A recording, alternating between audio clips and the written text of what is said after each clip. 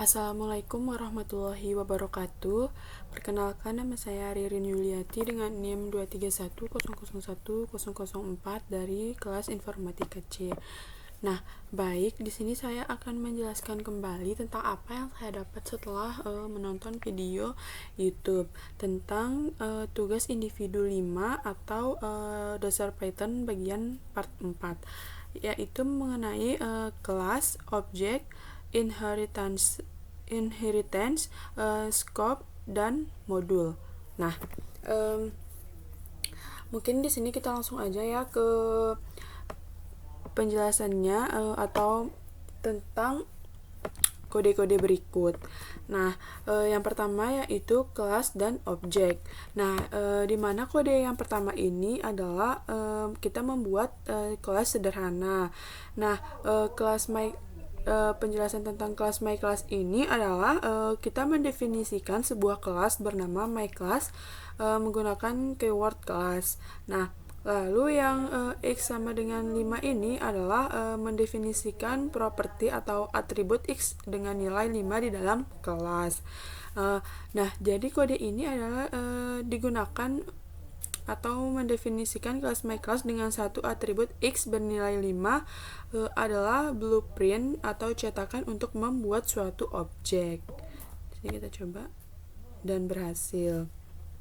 Nah, lalu kode yang kedua ini adalah digunakan untuk perintah print pada kelas yang menampilkan representasi kelas atau nama dan lokasi memori. Nah, ini adalah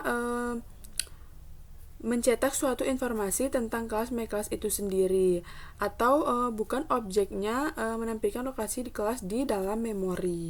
Itu ya teman-teman. Nah, lalu untuk kode yang ketiga ini adalah kita melihat atribut dan metode kelas. Nah, di mana kode ini digunakan fungsi dir-nya itu mengembalikan daftar semua atribut dan metode yang dimiliki oleh myClass termasuk metode bawaan Python. Ya, teman-teman. Nah, lalu yang keempat yaitu membuat objek dari kelas, di mana kode ini untuk menggunakan kelas kita perlu membuat instance atau objek darinya menggunakan sintaks nama kelas. Objek inilah yang kita gunakan untuk mengakses atribut dan metode.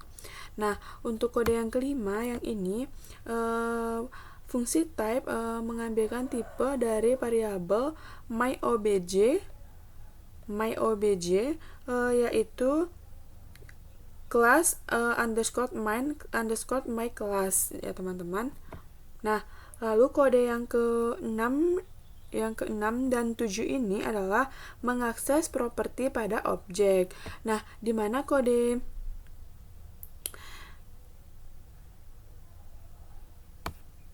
6 ini adalah mengakses atribut X dari objek myObj dan mencetaknya hasilnya yaitu 5. Ini ya teman-teman. Ini hasilnya 5. Nah, yang ke-7 ini adalah mengakses atribut Y dari objek myObj dan mencetaknya menghasilkan hello world. Nah, hello world ya teman-teman. Nah, lalu di sini yaitu ada metode underscore init underscore dan metode biasa. Nah, yang pertama di sini yaitu ada metode init. Nah, di mana di sini ada kelas person ini adalah mendefinisikan kelas person. Nah, lalu yang kedua ini, yang def ini adalah init adalah metode konstruktor yang otomatis dipanggil saat objek dibuat. Parameter sub merujuk pada objek itu sendiri. Nah, jadi kode ini menggunakan metode init khusus pada Python yang berfungsi sebagai konstruktor digunakan untuk menginisialisasi atribut objek saat pertama kali dibuat. Nah, untuk kode yang 9 dan 10 ini yaitu argumen yang diberikan saat membuat objek atau person yaitu John, 36 diteruskan ke parameter init dan disampaikan sebagai atribut objek ya teman-teman. Nah, untuk kode yang ke-9 ini yaitu kita menambahkan metode pada kelas. Nah, di mana metode itu berfungsi didefinisikan dalam kelas. Parameter self wajib ada agar metode bisa mengakses atribut objek.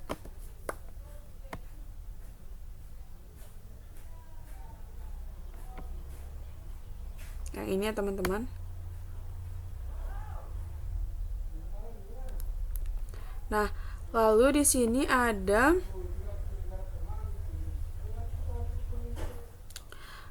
kode yang ke-12 yaitu kelas dengan banyak atribut dan metode.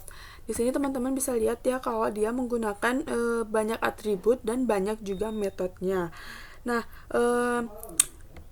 kode ini digunakan atau kelas dapat memiliki banyak atribut dan banyak metode.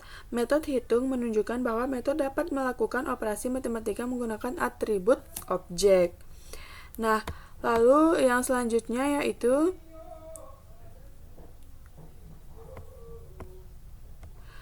kode 13 sampai 16 adalah membuat objek dan memanggil metode.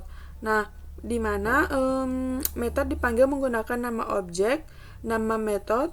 Python biasanya otomatis mengisi parameter self dengan objek yang memanggil metode tersebut. Nah, di sini kan misalnya yaitu yang ini ya, yang version 1 hitung, yaitu kita memanggil metode hitung mencetak hasil penjumlahan sehingga hasilnya di sini yaitu penjumlahan ya di sini.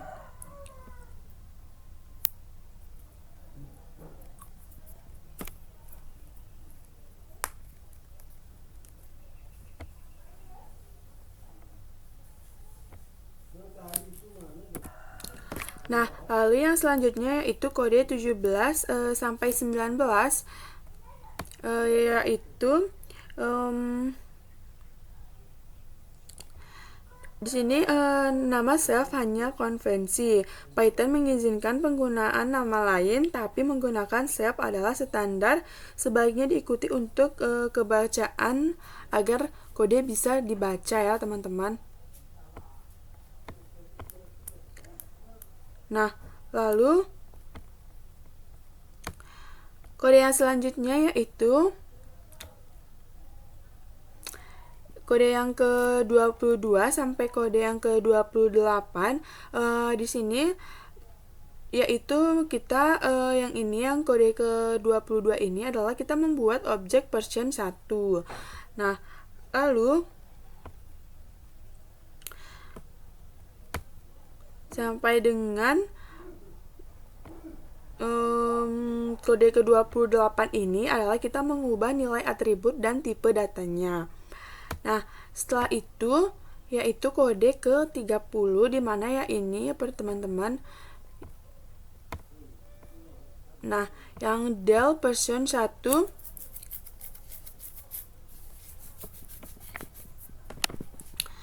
ini ya teman-teman, ini kita yaitu kita menghapus atribut AG dari objek version 1. Setelah ini mengakses version 1, AG akan error.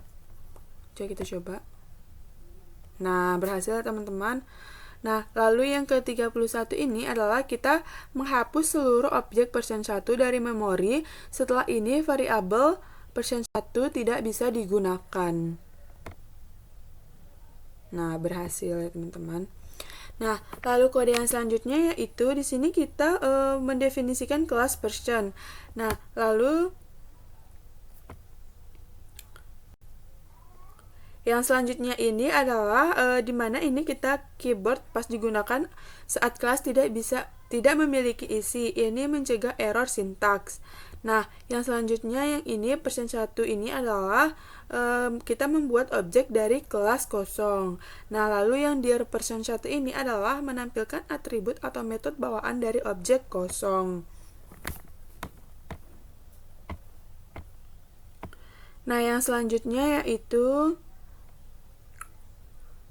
kita parent class version, di mana dev init ini adalah mendefinisikan class version atau parent class. Nah, yang self ini adalah yaitu simpan first name.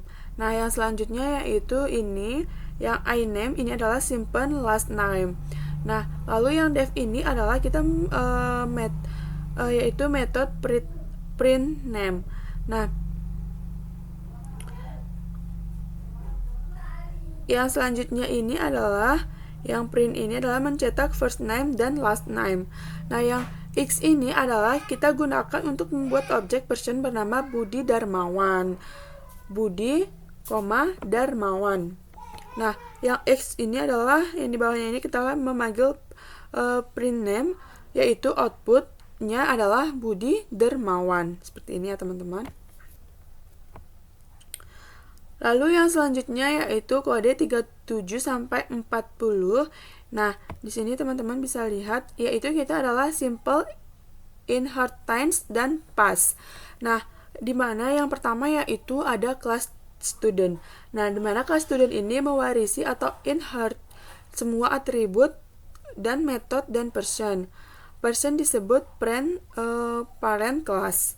Nah, yang selanjutnya itu X ini adalah membuat objek student atau argumen diteruskan ke init milik person.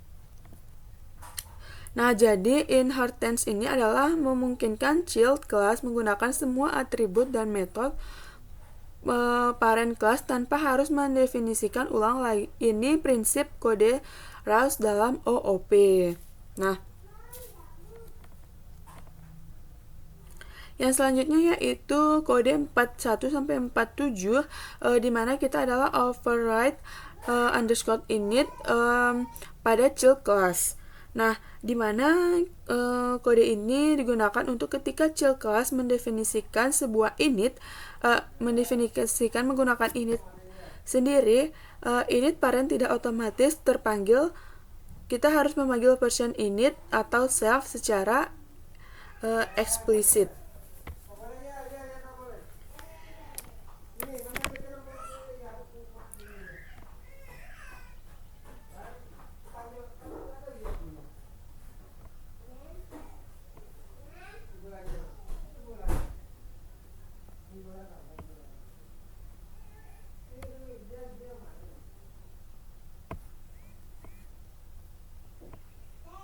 Nah, lalu yang selanjutnya yaitu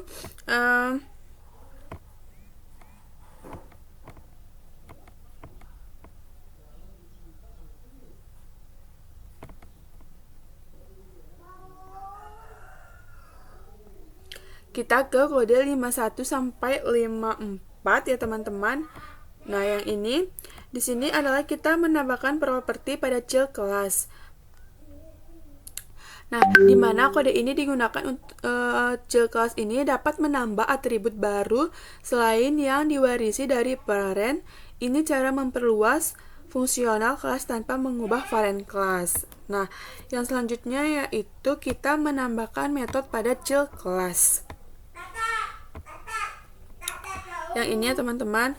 Di sini child class dapat menambah metode baru yang tidak ada di parent. Metode welcome menggabungkan atribut dari parent atau first name, last name, dan child atau graduationeer. Nah, yang selanjutnya yaitu multi-class inheritance. Nah, di mana kode ini digunakan yaitu multi inheritance memungkinkan satu kelas mewarisi dari banyak parent class. Student dapat mendapatkan atribut dan metode dari person dan address sekaligus ya teman-teman.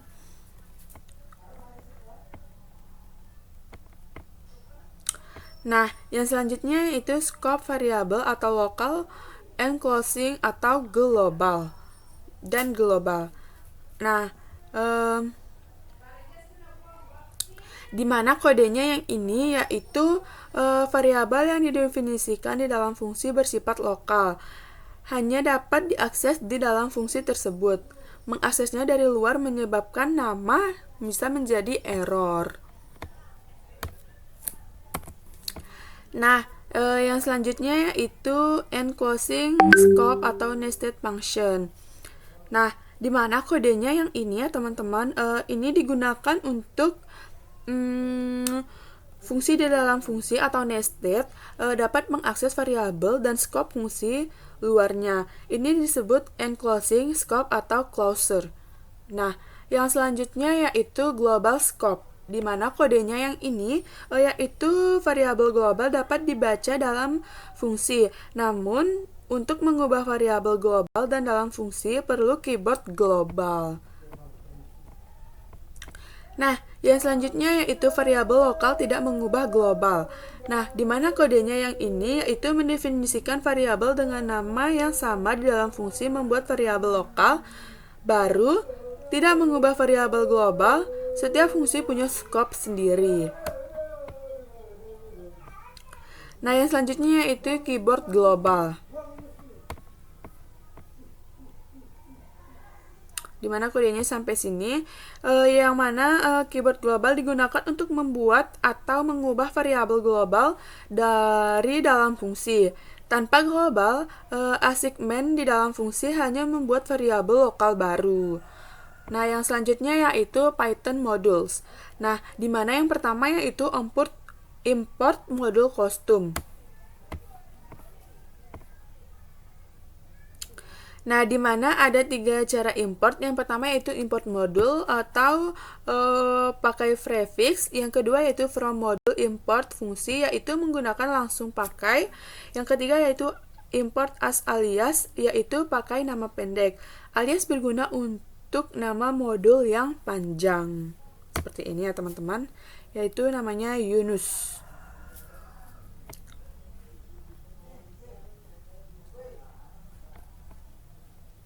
Nah, yang selanjutnya yaitu built-in module atau OS. Nah, di mana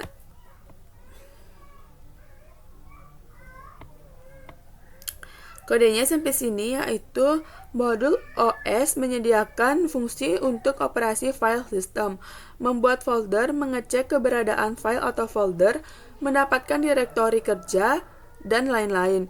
Ini sangat berguna untuk otomatis file di Python. Nah,